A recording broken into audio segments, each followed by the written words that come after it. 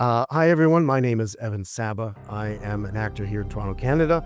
I happen to be part of a significant video game, Resident Evil 3 Nemesis. That was a significant video game of the series.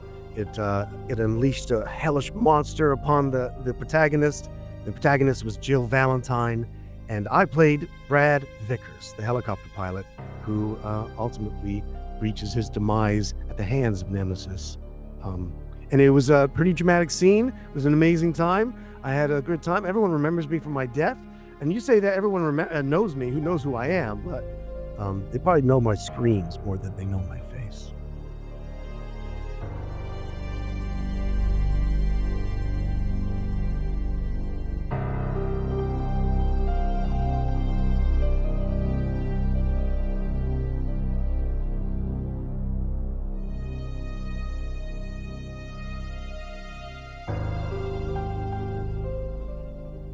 Of course, who wouldn't want to be in the new remake? The remake was a lot of fun. It was a great effort. I loved it.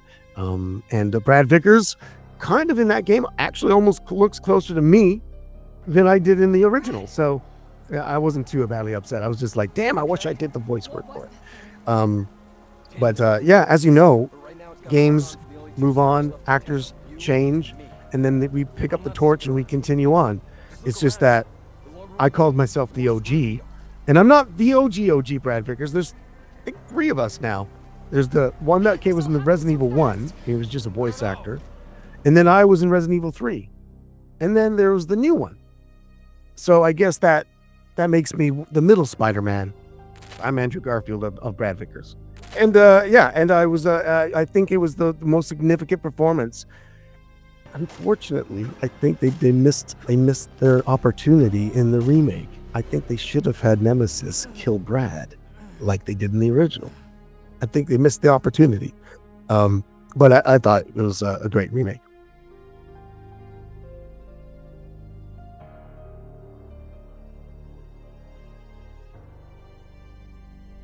This particular agent that I was with happened to have a very strong voice department, and they just sent me out on an audition. That's all it was.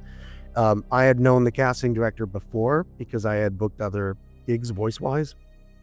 And so the cast director brought me out. I didn't know which role I was auditioning for. To be honest, I think I was auditioning for Leon, Chris, any of the guys. I was just like auditioning for the guys. And my script was pretty much the guys. So that was the audition experience. Got called in, just auditioned. My voice hit the right marks for them, and I didn't get Leon and I didn't get Chris. But it's okay. I got Brad. It's all right.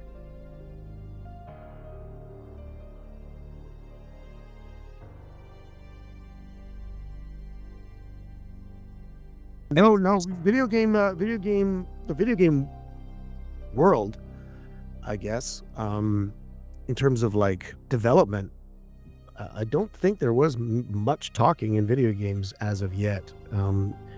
And I think maybe Resident Evil may have been like one of the first, along the first fuse of the games that were adding audio in terms of dialogue. There were, of course, earlier examples and stuff, but I think talking in video games, it was a relatively newer thing. So having to hire actors and everything was kind of a newer experience as well, I think, for Capcom. And they think they did the original casting in Japan, and a lot of their English speaking actors were just living in Japan, but they were not actors. None of them were actors. So I think Capcom wisely went to a market where they could find English speaking actors that were reliable, but that weren't maybe as expensive as the Americans. So they went to Canada, and they found most of us in Toronto, Canada, for the casting experience. Yeah. So basically, Alison Court played Claire. She's Canadian from Toronto. Catherine Disher played Jill. Like all the actors were both Canadian. Leon's actor was Canadian, and the majority of them, because we're all casting. That's where they came. They came to Toronto, Canada, for the casting of Resident Evil 2 and 3. So 2 and 3 were recorded pretty much at the same time.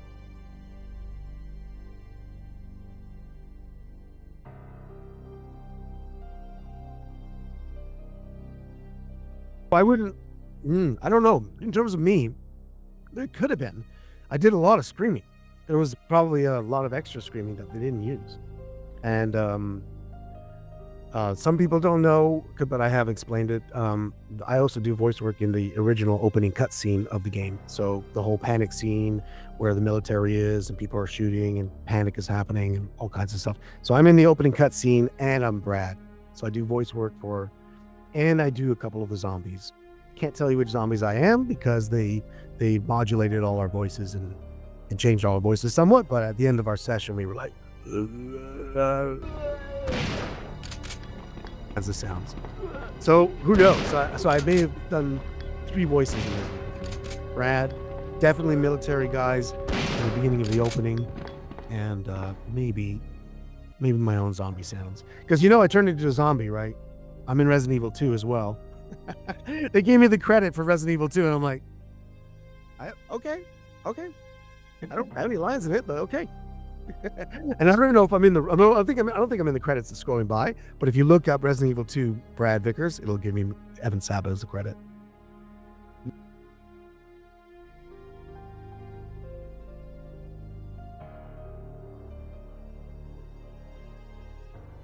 So what they did is they gave me some, I guess, material to look over, and that material was early concept art and drawings of Nemesis, early concept art and drawings of Brad, and they told me what was going to happen, and they showed me early alpha footage. So I got to see the game, I guess, in alpha, and before it was released to public at all, I just saw footage of the game and how sort of the mechanic of Nemesis kind of chasing you down and then grabbing. And then they showed me that I think that's all they did. They just showed me like basically some of the mechanics, because obviously I didn't do the lines. They didn't show me Brad's death scene or anything because they didn't animate it yet. They needed my voice work to do the animation. So, because in general, that's how it's done. You do the voice work and then they animate around your voice, unless it's a different situation. But that's how it went. I just got the materials, I read over the stuff, and then I came up with my own ideas in regards to what I thought Brad Vickers, what his main character traits were. And in my mind, I came up with a version of Bill Paxton in Aliens. We're all gonna die, man. That guy. We're all gonna die, man. We're all gonna die. Guy, fucking Bill Paxton's amazing. And so a mixture of that guy from Aliens and somebody else. I can't remember who it was. But basically, those are the kind of character traits. Whereas, because he was a chicken heart, everyone was saying he's called the chicken heart, right? So he's the last of the battle. But he has a lot of like positive qualities. I think he trained Leon in hand-to-hand combat, so he can handle himself. Okay, don't think Brad can't do anything. He trained Leon. You think Leon's so good? Well, guess who trained him? Right? That's Brad, not me. The character, Brad. Yes. So it was a really, really cool experience. And then when they wanted me to, and the interesting thing about it was that the Japanese producers were there, and like I guess the director of the game and maybe the producer. There was just 2 Japanese guys in the studio, and then the casting director. And the casting director kind of knew loose-ish Japanese, so she would help translate what they were seeking.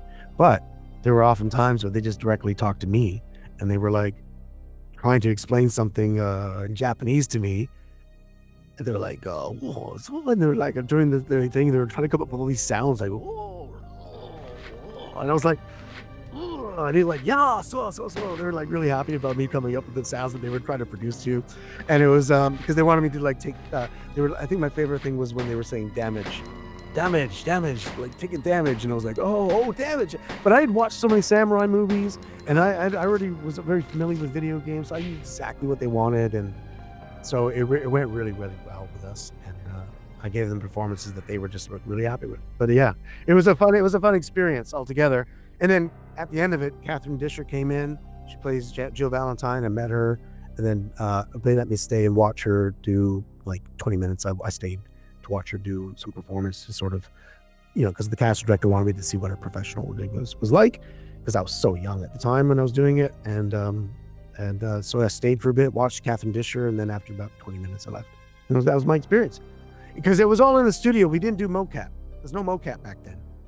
It was all hand animated by the animators, and we just did voice work, and that's what it was like until mocap.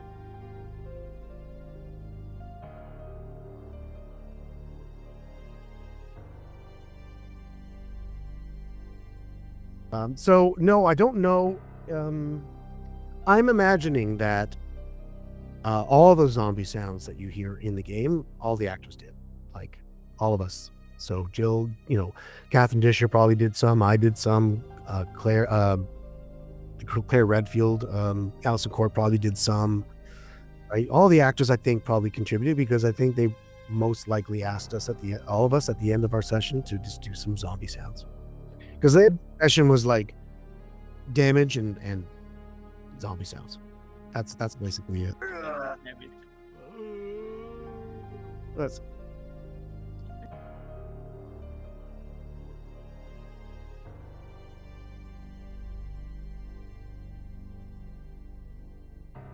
like I said, I just happened to be one of those people that went to theater school. I happened to be maybe a little bit more cultured, I guess, or exposed to certain medias like Japanese media.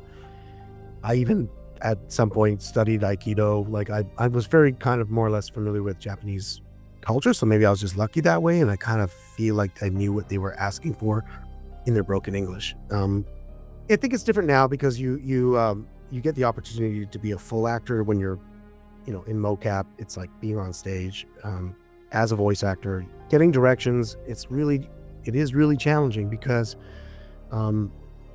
in cinema you have the frame of the camera, and so that dictates how your performance size is orchestrated. If you're being filmed from far away and you see yourself as a little body standing there, you could be big. You move the camera in a little tighter, say it's about here. Well, I can't put my arms outside the frame because you can't see my hands. They're kind of pointless. So I'll be like, oh my God, because now they're inside the frame, right? But then you're pushing the camera even further, then all my acting becomes my eyes. I have to cut my eyes down because the frame is just here. So all your acting has to be here, right? If you're going to be that ridiculous with it. But so voice acting is a little different that way because all you have is the microphone.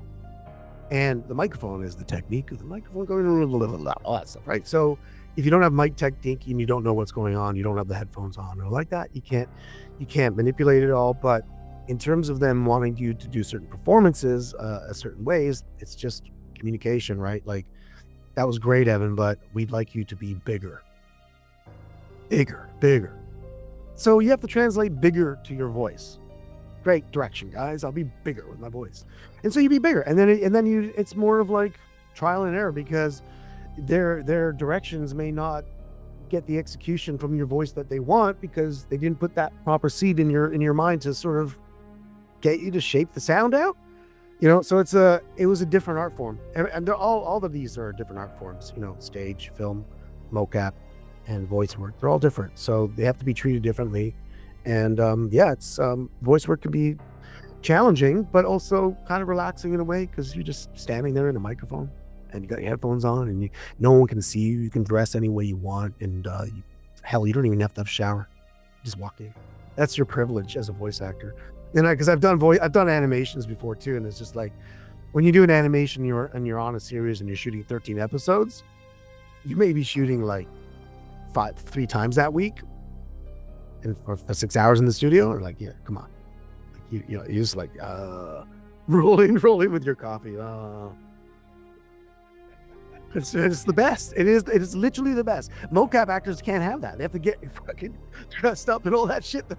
There's no chill in mocap. I can guarantee you that. So voice acting is just really enjoyable, and it's also like I guess more of the instrument of the vocal cord. You're a technician of the vocal cord, right? So your instrument is this, and there's something really kind of interesting and fascinating, and that's why there's full-on careers people have who are just voice actors, or they read narration, or like Morgan Freeman, for fuck's sakes, or what I mean? Like, there's just these incredible actors having incredible voices and delivery.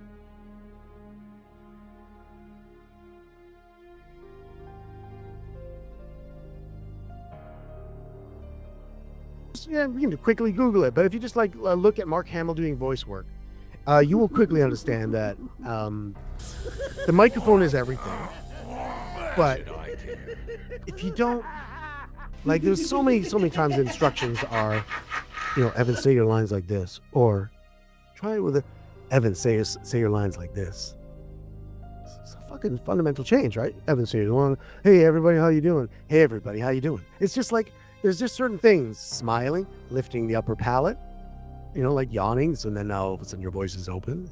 You can do different things with your voice, but the thing is it's an instrument. It very much is. So you have to, if you are really dedicated to that form of the craft, exercise it every day. Like it's a muscle. So you have to, singers literally do singing and exercise, and they do drills. It is drills. Same thing here, mouth, lips, tongue, exercise, literally muscles. And so you're in front of a mirror going, with your tongue, exercising, lips, exercising. Literally every day in theater school, we did that. So you have to make sure your instrument is strong, which mine is kind of lazy at this point in time right now, because I haven't been active that much in the voice acting department. But like I just had a voice audition yesterday, so they do happen, and it is important to keep yourself exercised and ready to go.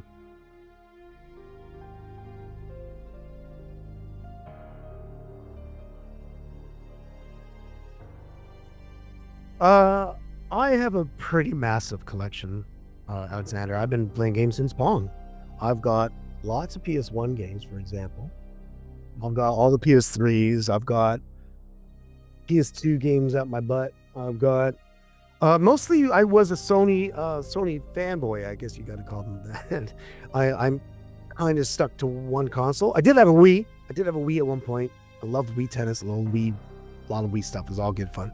But that was the only Nintendo thing, and then and I didn't touch Microsoft, so I just stuck with Sony all this whole time for the majority of it. But my gaming experience started with Atari.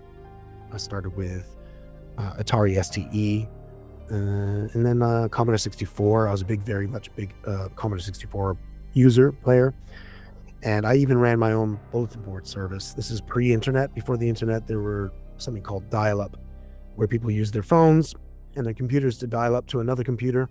And so if you were running a BBS, you would have a phone, someone would call in, and one person at a time, unless you had an expensive BBS and you had multiple phone lines. But someone would call your place one at a time, then you'd come onto your Commodore 64, onto your message board, leave messages for other people publicly, download games, steal games, pirate games. This was all happening back then before anybody, like, you all think this is all the internet now, but no. The internet didn't exist. It didn't exist at all. There was no internet. There was just grass with the sky. It was all it was. And it was an amazing thing. I walked around my beginning of my life with no phone in my pocket. So I've got a massive retro collection.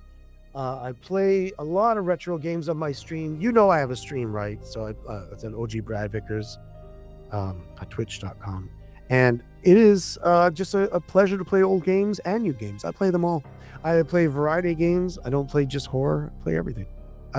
My collection is vast, and it goes from RTSs, first-person shooters, sports games, puzzle games, everything, platformers, everything. I've got next to everything. I don't have everything because that'd be kind of weird if I did.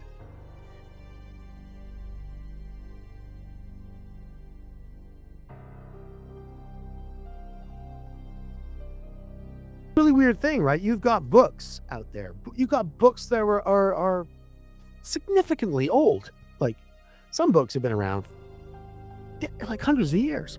So we've been able to preserve books, right? Now, is there a 100% guarantee that some of those books have not been doctored and altered? No, there's no guarantee on that, right? So, and like sometimes really old books have to get translated through different languages to make sense to other people. Video games are really, really, really strange and interesting because they do, yes, involve a language, and that language can be lost. And then how's a modern PC who doesn't know that language run the game? So yeah, games can be lost, I think, a little bit easier than books. I think, I fear. And it's also something that, like, it literally, if you were to probably bring a video game, who knows, even the distant future where like all that knowledge is gone, or the distant past, they look like magic. They don't. It's surreal. It is surreal. It is surreal that you've got pixels, that you're got this thing in your hand and they're moving on the screen and inputting, and you can instruct what's going on the screen. And that's why it was always a fascination to me. And yeah, I very much feel like games are there's a lot of games that go extinct, and that's why I buy purchase games from GOG, because I see on GOG games that I've seen when I was a kid that I thought were gone forever. Like, gone. Like, there's still games I played, dude, that I swear to God, I've never seen again. And it breaks my heart. It breaks my heart. I see these things as pieces of art, and it seems to be the piece of art that I'm the most interested in. It's weird that I never got into coding and never got into game making, because I easily could, probably. As something, as an artist, that'd be something I would like to do. Because yeah, they're just magnificent pieces of art, and they do need to be preserved. But I don't know any other place other than GOG that's really actively doing that. So kudos to the company. I think a lot of us know that you're doing that. So yeah, I got to go help a friend with an audition now. So I got to do more work. All right, take care.